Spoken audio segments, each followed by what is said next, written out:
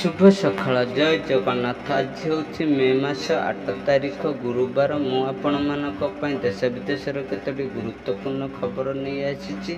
वीडियोटी को शेष पर्यंत देखा मोर अनुरोध। तेज चलतु आज प्रथम खबर उपर नजर पकाइबा। दीघा जगन्नाथ मंदिर विवाद प्रसंग नहीं मुह खोलिले जगतगुरु शंकराचार्य। पुरी शंकराचार्य मठर पीठाधीश जगतगुरु शंकराचार्य निश्चलानंद सरस्वती कहते पूर्वर एभली चक्रांत होता किंतु यह मु संपूर्ण बारण करी। महाप्रभु को सर्वप्रथम ब्रह्म प्रतिष्ठा करते पर पुनर्बार दारुब्रह्म को शंकराचार्य भगवान प्रतिष्ठा कले।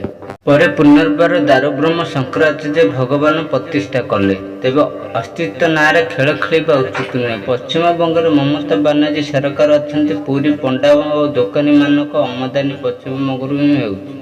एणु से चालाक सहित सेठारे मंदिर स्थापना कर भक्त माने पूरी जाई दान दक्षिणा देउछन्ति। एहा द्वारा जीविका ही बंगला द्वारा चलीछि। एही मंदिर प्रतिष्ठा मुख्य कारण प्रलोभन रही। ममता तो ना गाई मेरे मंत्र बोली करिछ जगतगुरु शंकराचार्य।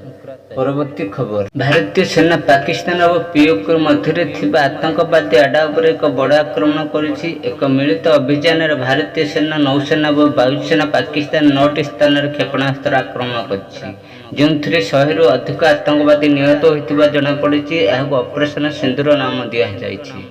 पाकिस्तान विरोध में यह कार्यानुष्ठान भारतर विभिन्न नेता एवं व्यक्तित्व भारतीय सेना को प्रशंसा कर समग्र मामलार कांग्रेस नेता राहुल गांधी बयान सामना को आसी।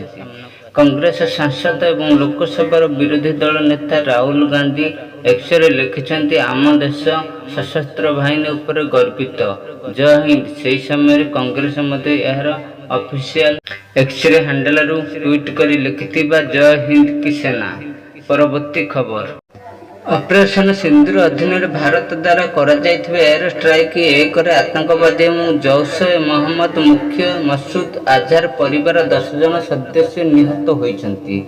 जैश मोहम्मद मुख्य मसूद अजहर निजे यह निश्चित कर भारतीय आक्रमण में परिवार 10 जन सदस्य और 4 जन निकट सहयोगी मृत्यु होता। यह आक्रमण पर दुखी मसूद अजहर कहते जदि मुझे आक्रमण में सामिल होता तेरे भल होता मत हत्या कर जैश ए मोहम्मद एक विवृत्ति कहते मौलाना मसूद मौलाना कसफल संपूर्ण परिवार और अजहर को बड़ भौणी को हत्या करा जायछि एवं बड़ भौणी सादिया स्वामी समर्थ मुफ्ती अब्दुल राउफ नाती। एयर स्ट्राइक रे आतंकवादी मसूद अजहर परिवार ध्वंस पाइला। परिवार 10 सदस्य हत्या करा जायछि। 4 जन कर्मकर्ता निहत होइछन्ति। गतकाल विलंबित राति भारतीय सशस्त्र बाहिनी 9टी आतंकवादी आडा उपर चढ़ाव करथिले। परवर्ती खबर। युद्ध आशंका कर ओडिशा 12 जिला को अलर्ट रखा जायछि। अनुगुल, खोर्धा, बालेश्वर, भद्रक, केन्द्रापड़ा, जगतसिंहपुर, गंजाम, ढेंकानाल, पुरी, कोरापुट और सुंदरगढ़ रही टार्गेट रे। यह सब जिला गुड़िक अति संवेदनशील स्थान होइथिबारु मॉकड्रिल सब जिला गुड़िक चिन्हट कैटेगोरी 1 रे तालचेर थिबा बेले कैटेगोरी 2 रे बालेश्वर, कोरापुट, भुवनेश्वर, गोपालपुर, हीराकुद, राउरकेला और पारादीप रही।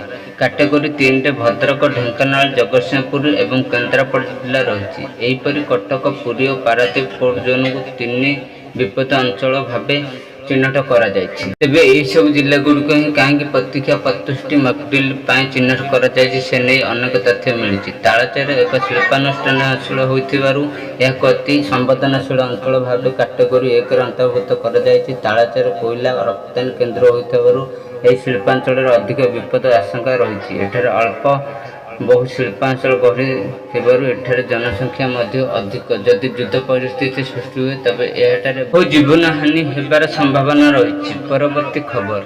पुरस्तमपुर प्रसिद्ध ऐतिहासिक माँ कनक ठाकुराणी समेत कालुआ, तारातारिणी, काली और फूल सुंदरी आदि पंच ठाकुराणी द्विवार्षिक यात्रा बुधवार ठार आरंभ हो जाइए। समस्त सहर चलचंचल हो उठी। जून 8 तारिख पर्यंत 1 मास धरी हेबाकु थिबा एही यात्रा लगी समस्त प्रस्तुति शेष होइछि। यात्रा अधिकारी रमाकांत दास को तत्वावधान में समस्त प्रस्तुति चूड़ांत करा जायछि। मां को अवस्थान निमंते बड़ बजार स्थित गांधी छक ठारे अस्थायी मंदिर निर्माण शेष होइछि। मंगलवार ठारे महिला माने ଲିପାପୋଛା କରି ଝୋଟି ପକାଇଛନ୍ତି। ବୁଧବାର ସନ୍ଧ୍ୟା 7টাରେ ବଡ଼ବଜାର ସ୍ଥିତ ଅତାଇ ମନ୍ଦିର ଠାରୁ ବିରାଟ ଶୋଭାଯାତ୍ରା ବାହାରି ଠାକୁରାଣୀଙ୍କ ମୁଖ୍ୟ ମନ୍ଦିର ଗୁଡ଼ିକ ଯାଇ ମାଙ୍କୁ ଆମନ୍ତ୍ରଣ କରିଥିଲେ। ପରବର୍ତ୍ତୀ ଖବର, ଭାରତ ଜୋରଦାର ଏୟାର ଷ୍ଟ୍ରାଇକ୍ ପରେ ଥରୁଛି ପାକିସ୍ତାନ। ଅପରେସନ ସିନ୍ଦୁରକୁ ନେଇ ଏବେ ପାକ୍ରେ ପଡ଼ିଲାଣି ଚହଳ। ତେବେ ଏହି ଅପରେସନରେ 70ରୁ ଅଧିକ ଆତଙ୍କୀ ନିପାତ ହୋଇଥିବା ସୂଚନା ମିଳିଛି। ଏହାରି ଭିତରେ ଭାରତ ସରକାର ଆଜି ଦେଶବ୍ୟାପୀ ଡିଫେନ୍ସ ମକ୍ ଡ୍ରିଲ୍ ଆୟୋଜନ କରୁଛନ୍ତି, ଯାହା 1971 ମସିହାରେ ପ୍ରଥମ। ଏହି ଅଭ୍ୟାସ 284ଟି ଜିଲ୍ଲାରେ ଅନୁଷ୍ଠିତ ହେବ, ଯେଉଁଥିରେ ଏହାର raid siren, black out simulation ଏବଂ ନାଗରିକମାନଙ୍କୁ ଜରୁରୀକାଳୀନ ପରିସ୍ଥିତିରେ ସୁରକ୍ଷା ପାଇଁ ପ୍ରଶିକ୍ଷଣ ଦିଆଯିବ। ଗୃହ ମନ୍ତ୍ରଣାଳୟ ନିର୍ଦ୍ଦେଶ ଅନୁସାରେ ଏହି ଅଭ୍ୟାସରେ ସାଇରନ୍ ପରୀକ୍ଷଣ, ବିଦ୍ୟୁତ୍ ବିଚ୍ଛେଦ ଅଭ୍ୟାସ ଇତ୍ୟାଦି ଅନ୍ତର୍ଭୁକ୍ତ ହେବ। ଓଡ଼ିଶାରେ ଭୁବନେଶ୍ୱର, କଟକ, ରାଉରକେଲା, ସମ୍ବଲପୁର, ବ୍ରହ୍ମପୁର, ବାଲେଶ୍ୱର, ଭଦ୍ରକ, ବାରିପଦା, ବୌଦ୍ଧ, ପାରାଦୀପ, ଝାରସୁଗୁଡ଼ା ଏବଂ ତାଳଚେର ଆଦି ସ୍ଥାନରେ ଏହି ଡ୍ରିଲ୍ ହେବ। ସ୍ଥାନୀୟ ପ୍ରଶାସନ, ଅଗ୍ନିଶମ ବାହିନୀ, ପୁଲିସ, ଏନ୍ଡିଆର୍ଏଫ୍ ଏବଂ ସ୍ୱେଚ୍ଛାସେବୀମାନେ ଏଥିରେ ଅଂଶଗ୍ରହଣ କରିବେ। ଗୃହ ସଚିବ ଗୋବିନ୍ଦ ମୋହନ ମଙ୍ଗଳବାର ଏହି ପ୍ରସ୍ତୁତି ସମୀକ୍ଷା କରିଛନ୍ତି। ଏହି ଅଭ୍ୟାସର ଉଦ୍ଦେଶ୍ୟ ହେଉଛି ଜରୁରୀକାଳୀନ ପରିସ୍ଥିତିରେ ନାଗରିକ ଏବଂ ପ୍ରଶାସନ ପ୍ରସ୍ତୁତିକୁ ମଜବୁତ କରିବା ଏବଂ ସମ୍ଭାବ୍ୟ ବିପଦରୁ ରକ୍ଷା କରିବା ପାଇଁ ନିଶ୍ଚିତ କରିବା। ଏହିପରି ଗୁରୁତ୍ୱପୂର୍ଣ୍ଣ ଖବର ପାଇବା ପାଇଁ ଆମ ଚ୍ୟାନେଲକୁ ଫଲୋ, ଲାଇକ୍ ଓ ସବସ୍କ୍ରାଇବ୍ କରି ରଖିଥାନ୍ତୁ, ଯାହାଦ୍ୱାରା ଆପଣଙ୍କ ପାଖରେ ସର୍ବପ୍ରଥମେ ଆମର ଖବର ପହଞ୍ଚି ପାରିବ।